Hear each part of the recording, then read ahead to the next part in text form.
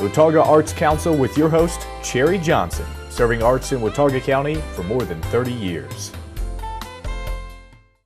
Hi, I'm Cherry Johnson with Watauga County Arts Council, and I have with me Joe Watson and Joel Williams, and I got it right. I'm proud of myself. I told them they were going to tongue-tie me. I have spent probably about 30 minutes, a very fascinating time. What we're going to try to consolidate into a very short snippet here just to kind of get you started, and then you're just going to have to follow up on your own and learn more about this on your own. Let's start with Joe. Joe, you are an actor. Yes. And you played, I've heard Daniel Boone this summer? I did. I played Daniel Boone in Horn in the West this season and last season. You walked in some big shoes. Those were some very big shoes to fill. There was a lot of new faces that came in last season, and this season we got some more familiar faces, and I really got to fall into the role, and it was exciting. That's great. To be part of the community here in that show. Well, I think that is a very noteworthy engagement that you got to do. But I think what you're going to be working, or what you are working with Joel here, has its roots in being something very big as well. Absolutely, and I am fortunate. Not only the character that I'm playing, Quill Hopkins, in this show is very complex and challenging as an actor, but the story itself is it's one of those feel-good stories for the ages. It really is. It really is. So. That's really great. So this gives you a great opportunity. Absolutely. That's great. Absolutely. Now, we're all walking around this, and we're not telling the story here. Joel, you are technically a director, right? That's right. By training and mostly by trade. Okay, but now you've kind of ventured into new territory. That's correct. And you have written a play that is named Promises. I'm going to pull up the poster. And this is a play that is fascinating. And if you have any knowledge of the local being regional history, this will be especially fascinating to you. I think so, yeah. And I would think it would also really appeal to people who had lived during the era of the evolution of the Fontana Dam. Absolutely. When the Fontana Dam was actually created. Right. And this story actually has roots back to that. So you're kind of telling a history story, but you're also telling a very personal story. And you're also telling a biblical story. Well, it alludes to a biblical story. Yes, it's not accurately. It's not. No. It just the names are there, and the relationship, the complexity of a man and a woman and another woman, kind of thing. So this story is about a young man who goes back to fulfill a deathbed promise for someone, right? Well, he's actually, because of the timing of everything, he's actually in his 50s, the way we've said it. I originally conceived him to be about 67, but with college students, it's hard to play that age. So we've moved the date a little earlier, about a decade earlier, so the student playing that could be a little more like himself. Yes. Himself. So I told him, I said, I'm 58. You can look like me, can't you? A little bit of silver powder. Well, yeah, I don't know. It's the lights in the studio that do that, I think, yeah. But this was a story I stumbled across when I was doing some research on the web back in 2006. I was looking for day trips to take my two sons, who were in school at the time, get them out of the house on the weekend in the summer.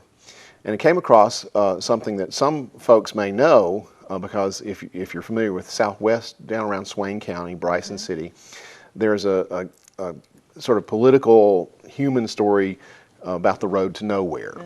And when I began to read about that, I learned about Fontana Lake, the building of Fontana Dam, the thing that absolutely blew me away, because I had vacationed with my family in the Great Smoky Mountain National Park when I was about 6 or 7 years old. Loved the Great Smokies. And but I didn't know that the original park boundary had expanded by 44,000 acres. Just just as a preservation. It because of the building of the dam and the elimination of a road that serviced communities along the north shore of what was then the Little Tennessee River. Right. They had the TVA, who built the dam, had to relocate families. But they built the dam because of the war. Right. When the Japanese bombed Pearl Harbor in '41, in December, in January, they started building Fontana Dam to supply electricity to the Alcoa plant over in Knoxville, Tennessee, because they needed it for planes and that sort of thing. And that's about all most of us know. Yeah. Well, the TVA had to dislocate over 1,000 families. Right. And they told them, there was a written agreement, you can go back and see it, and it's a big thing politically down in Swain County, that when the war was over and funds became available, there's the caveat, that they would rebuild a road along the north shore of the new lake. So the families who had cemeteries in this 44,000 acres of land, which wasn't going to be under the lake, Right. they didn't choose to have the bodies moved because they said, we'll be able to go back in. Right. Well, the road never got built. A portion of the road got built. So they were cut off. So these cemeteries were cut off. The 44,000 acres of land was cut off. The TVA is not in the business of land management. They talked about maybe giving it to the National Park and the National Forest Service. Well, the National Park ended up getting it. So the National Park, Great Smoky Mountain National Park, which was really started in 1934, in 1943 was expanded by these 44,000 acres. So there are 24 cemeteries on the North Shore. The locals call that area the North Shore. And they have North Shore Cemetery decorations every year with cooperation of the National Park Service. Park Service provides pontoon boats. They cross the lake up into these tributary creeks where these communities were. Family up in So there. people who have family or people who are interested Yeah. and concerned. When I first started reading about this in the library over at ASU in the Appalachian Collection, I was fascinated by it. And I said, I've got to go and see one. So I think the first decoration I went to was in 2009. And I was just blown away by the number of people who were there. There were over 100 people. For that day, I'd chosen to go to the cemetery called Bone Valley. There's a Bone Valley Creek, and there's a Bone Valley Cemetery. And it took us about 30 minutes. I had to wait for almost 2 hours to get on the boat because they're ferrying these people across in small groups. The pontoon boats only hold so They're many. small, right. And some folks have their own boats. Some of the locals go across in their own boats and that sort of thing. But the Park Service, we got on the boat. So it's about 30 minutes across the lake. Then you get off at this old trail. Right. And you wait another hour or so while the SUVs that they barged across the lake to drive you up 6 miles into the national park to get these cemeteries. Wow. So first of all, I was just absolutely blown away by the fact that for years, for about 30 years from the time the dam was built to 1978, people would have to make this trip on their own with no support from anybody. And not very many people were able to do that. So in 1978, there were a lot of people involved, but two primary women who were teenagers in 43 who are now in their 80s, and they're going to be here on Friday night of the show. We're going to have an audience talk back, and they're going to be part of the panel. Right. And so they got these cemetery decorations started. Every year, if you go to the North Shore Cemetery Association website, you'll see that they have a regular schedule, that the annual schedule they do on first and third Sundays from April to September, where they go across the lake and decorate these cemeteries. Wow. And the So National this Park Service story helps them. hinges around this man, Right. who goes to He comes to a decoration day because he has learned from his mother, or the woman he thought was his biological mother, that his the woman real who raised mother that is his buried real there. biological mother is actually buried on the North Shore.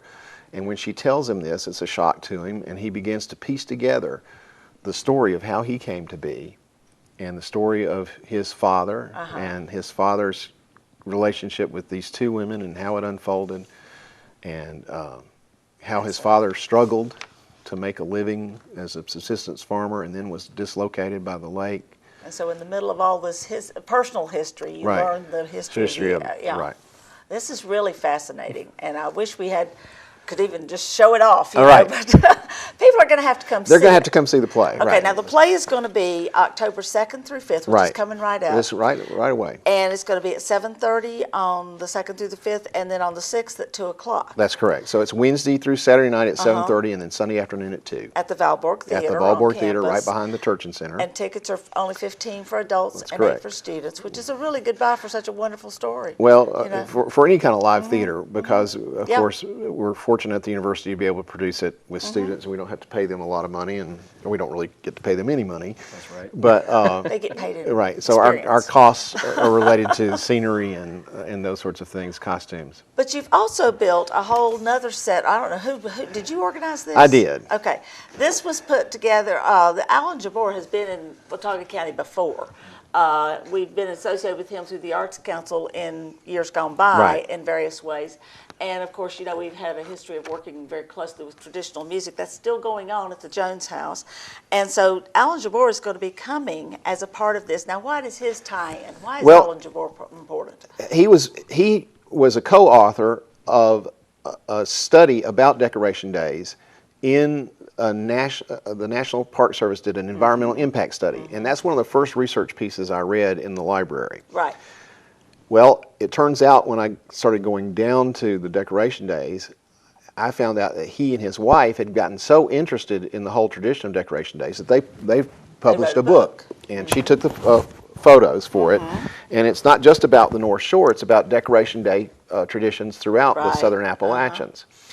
There's a whole chapter, really more than a whole chapter, but one whole chapter dedicated this to about the North Shore cemetery decorations. And he got so fascinated by doing the environmental impact study that he followed up and published the book in 2010, which is the same year I actually finished the script of the play. Worked out well. It's taken us several years to get the play, and that's not untypical for a play. We had readings. I entered it into the SART, Southern Appalachian Repertory Theater down in Mars Hill, has a play competition. Right. And they're going to do the professional world premiere next summer How down at Mars exciting. Hill. Yeah, we're very excited about it. So we got on the ball and started doing it here. But anyway, it turned out that Alan Jabbour was going to be at Western Carolina giving a talk. I went down and met him, found out that he was involved in this, and invited him to come. And he was very excited. He's a big fan of the theater. He and his Right. wife volunteer at the arena up in Washington. And he's very excited about coming. And then I found out he was a fiddle player. That's what he Right, graduated from right. Duke with his doctorate degree in musicology. He collected. He was at the Library of Congress. He was head of the archive of folk song, and he had gone around and collected old-time fiddle music, which wasn't written down, and got it into the Library of Congress. Wow. He's worked with Cecil Garganus. Cecil's going to play with him at the Jones House on Saturday. The tie-in to the play is there is a dance that's central to the plot. It's one of the places where Quill and our central character, Joseph's father, Jacob, and Quill are always butting heads about things. Quill's about to haul off a young lady, and Jacob sort of saves her from him, and Right. they end up falling in love and getting married. And because of that dance in the show, we thought it would be very appropriate to do a dance down at the Jones House. So we've got a music and dance. I understand, I haven't met him, but I understand that Robert Dotson is a 90-year-old flat-footer. He is. He's amazing. Yeah, and so Rebecca Keeter, who's in our dance department, and Dr. Susan Mills has really worked very hard to put this concert performance together down My at the good Jones friend House. John Turner, who's a great dancer, Oh, is really? going to be involved Okay. in this. Fantastic. Yeah. Yeah. And Julie Gerganis as well, and then Gordy Heiners. Okay. Who I don't know. But So yeah. that's the Saturday afternoon before the play on Saturday night. So there's all kinds of things There going is, on. and Friday afternoon, Dr. Jabbour and his co-author of the environmental impact study, Dr. Ted Coyle from Western Carolina, are going to talk about the whole notion of what Decoration Day is. So an opportunity to learn more about this Right. whole We concept, really huh? thought the play is, I think the play stands alone as a really interesting human story. But one of the reasons I wrote it was to try to bring some recognition. Helen and Mildred Cable, These ladies. now Helen Vance and Mildred Cable Johnson, are just wonderful people. And they've worked so hard to get the Decoration Days established and to keep them ongoing. That's cool. And after I met the people and saw what they did, I said, these people deserve to have some recognition because there's just so many people who it's right there in our backyard. The Great Smoky Mountain National Park, right there in our backyard. And there's such a wonderful history about it. If you go to the Welcome Center on the just outside of Gatlinburg at the National Park, Right. if you go in the back behind the bookstore and look carefully, there's a display about the North Shore cemetery decorations. Oh. But you got to know where to look for it. I started to say, I've been there and I did not see right. it. You got to kind of. It's back in there, but it's not.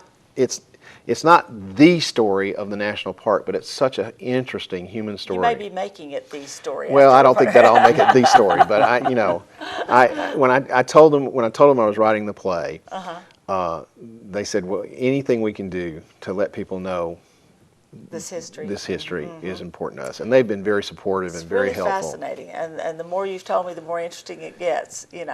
So now you're going to be presenting this play again this October, the first weekend in October. That's correct. That's coming and up. the dates again are the 2nd through the 5th at 7:30 at night. Right, Wednesday through and Saturday. then 6 o'clock on Sunday.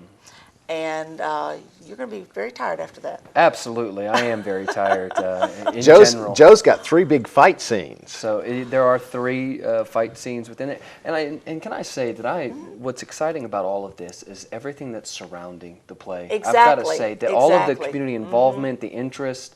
I haven't been part of a production like that at this university, so Right. this is all new and exciting and grand. It isn't I that think. often that we see this done. Yeah, the So, visual art, uh-huh. the visual arts folks have gotten involved. involved. They're doing an exhibit in the Valborg lobby that's going to be open every weekday afternoon. So even if you don't come see the fascinating. play, you can Right. come by and see the Yeah. exhibit that features a lot of Karen Jabor's photography and placards from a museum exhibit that they did down at Western Carolina. Right. And the art students have made homemade crepe flowers, which is a traditional way Yeah. that people used to, before you could go out and buy artificial flowers, they used to make their own artificial flowers to decorate the graves with. That's great.